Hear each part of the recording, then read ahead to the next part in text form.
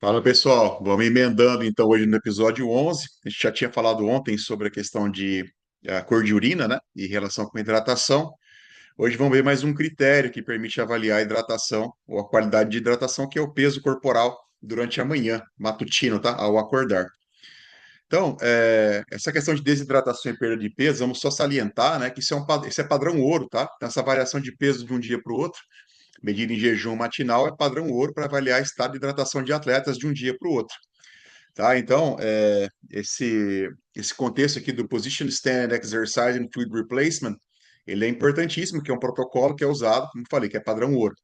Então, o que a gente tem que observar? 1 quilo de perda de peso matinal, normalmente, tá? Que é um por um. Então, para cada quilo de peso perdido, você tem equivale aproximadamente a 1 litro de déficit hídrico, ok? E que é importante salientar que perdas iguais ou superiores a 1% do peso corporal no dia seguinte ao treino, à competição, indicam desidratação ou uma hipoidratação.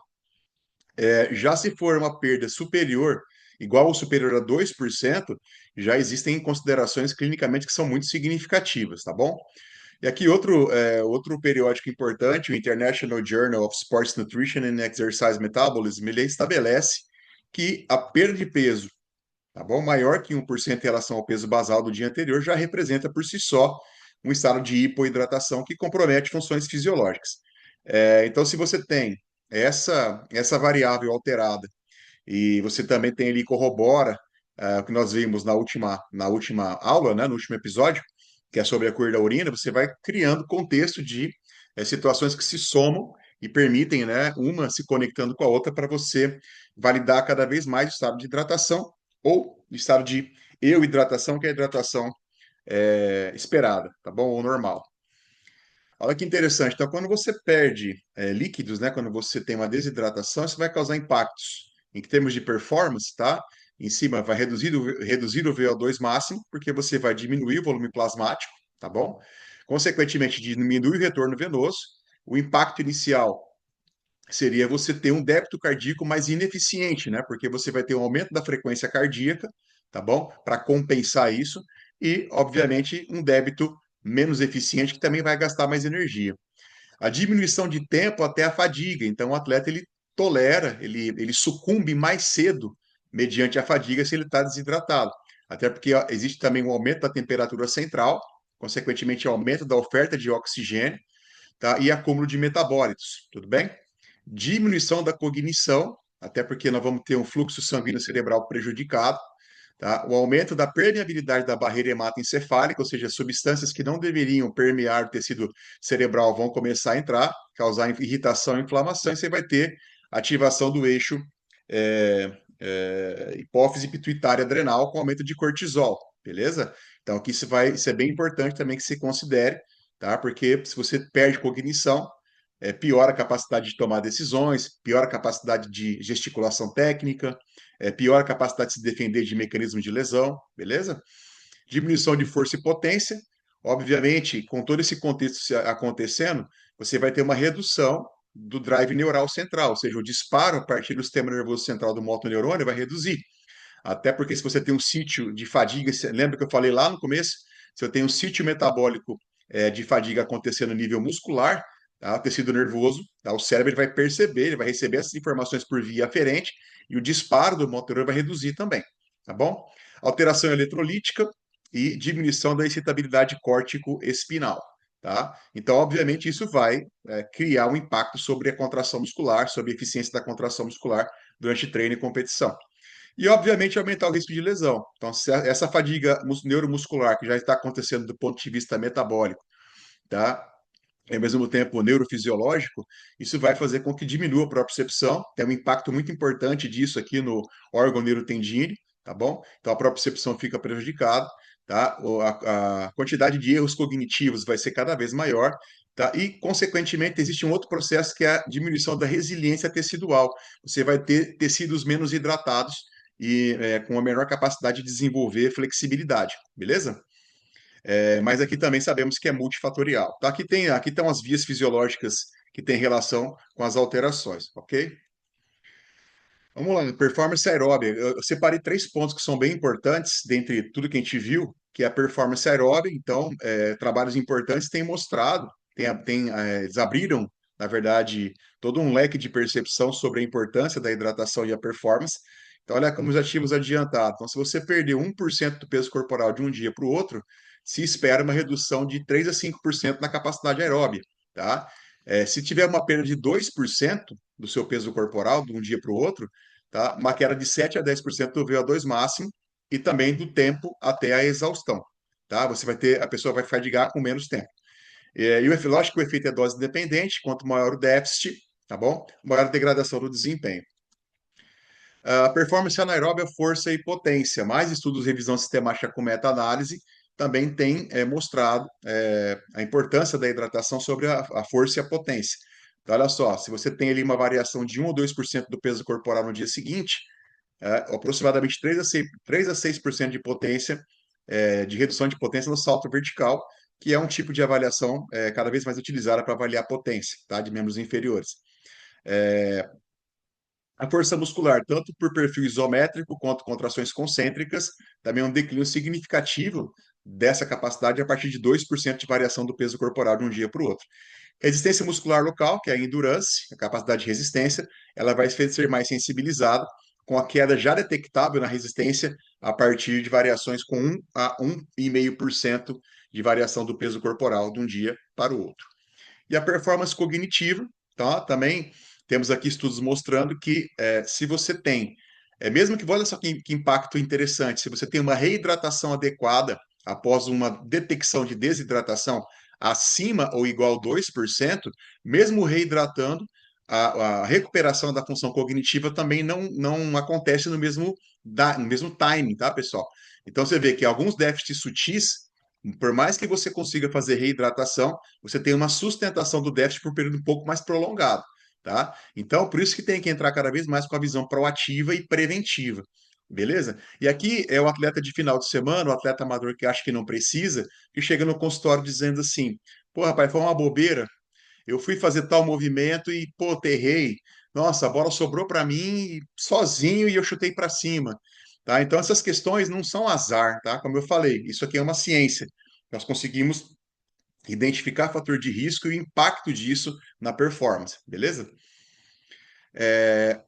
Olha só, no impacto geral, né? Então você vê, além do que nós já discutimos, vários estudos epidemiológicos, tá? De revisão do tipo coorte, ou seja, grupos que foram acompanhados por muito tempo, recebendo intervenção e não recebendo intervenção e sendo comparados, mostram o seguinte, ó.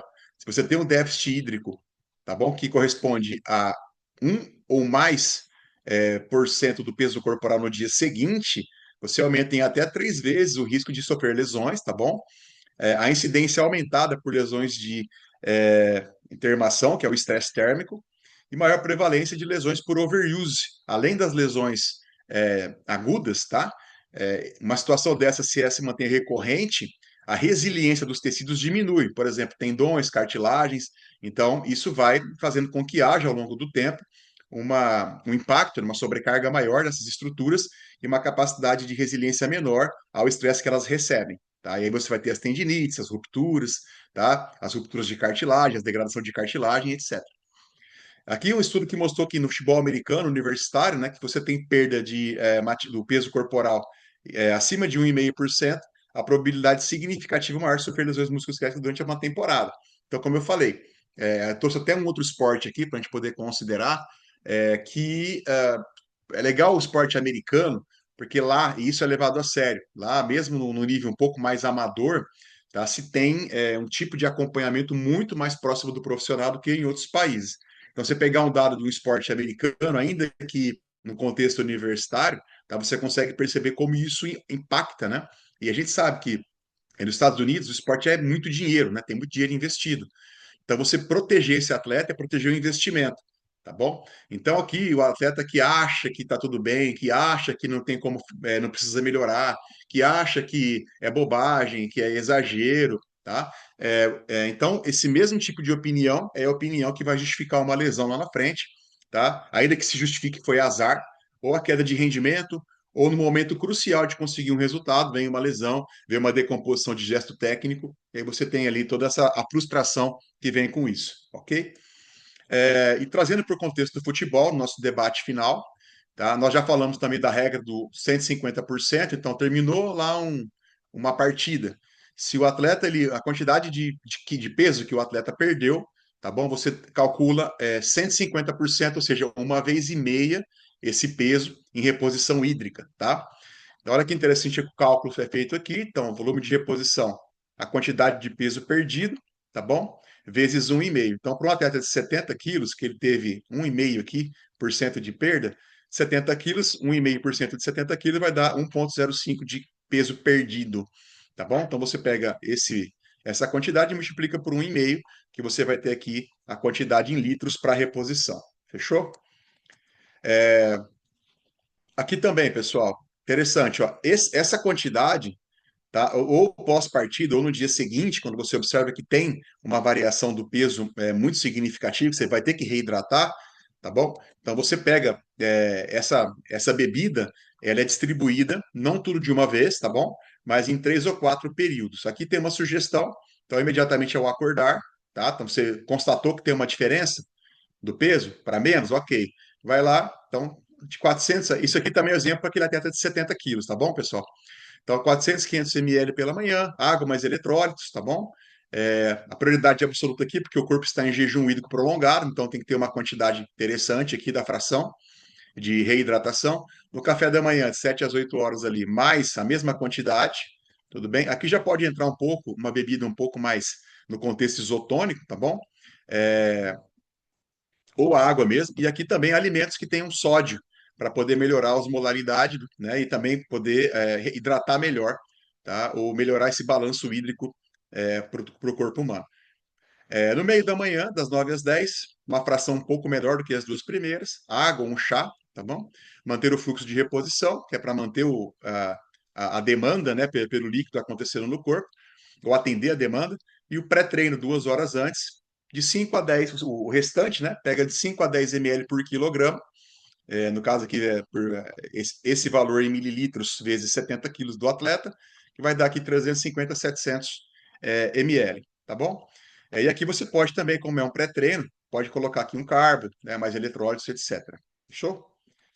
E aqui mais um pouquinho, né? Se você não tem algo mais pronto, se você quiser preparar uma bebida também para o seu atleta, tá? A quantidade por litro aqui, tá? Então, isso aqui a gente vai levar em consideração, tá? 1 litro. Tudo bem? Se for mais, se precisar de mais do que 1 litro, você faz os cálculos proporcionais. Beleza, pessoal? Então, 1 litro de água como base. Então, sódio 0,5 a 1 grau. Sal de cozinha mesmo, tudo bem? Então, ele repõe eletrólito e estimula a sede. Tá? Além de melhorar, como eu falei, tá? A concentração de água nos tecidos. Tá? Lembrar que o sal, né? O sódio, ele segura a água no tecido.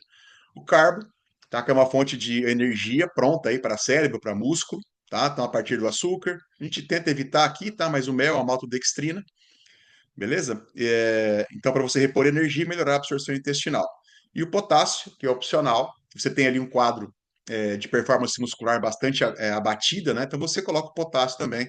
Ou coloca aqui, no caso do potássio, um suco de limão, ou 0,1 grama de suco de limão, que repõe as perdas. Lógico, eu tenho trazido para vocês assim, opções que são práticas, tá bom? Que você consiga adaptar para o seu atleta. Caso você não tenha um tipo de abordagem mais profissional, você consegue aproveitar o que a gente comenta aqui para poder ajudar o seu atleta. Tranquilo? Então, você que quer realmente participar, ou quer indicar isso para algum colega, é só escanear o QR Code, você vai estar entrando no nosso grupo, até porque essas aulas vão ser disponibilizadas dentro do nosso grupo VIP. Então, você que quer convidar um colega ou pessoas, tá? É só passar esse link ou escanear e a gente vai estar cada vez mais com mais pessoas acompanhando o nosso trabalho, beleza? Aqui o meu Instagram, então quem não segue, tá aí. A gente está aí com o Instagram totalmente voltado para essa parte de fadiga, lesões. Então espero vocês lá também pelo Instagram. Valeu, pessoal. Então até mais, até o próximo episódio. Um abraço.